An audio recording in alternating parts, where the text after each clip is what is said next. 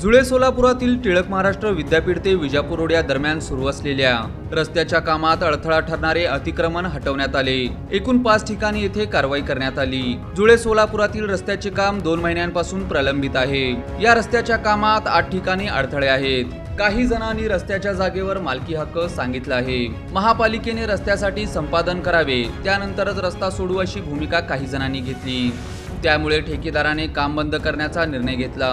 महानगरपालिकेचा अतिक्रमण विभाग आणि नगररचना कार्यालयातील कर्मचाऱ्यांनी शुक्रवारी पोलीस बंदोबस्तात रस्त्यावर प्रीकास्ट लावून तयार केलेल्या भिंती, पत्राशेड हटवले।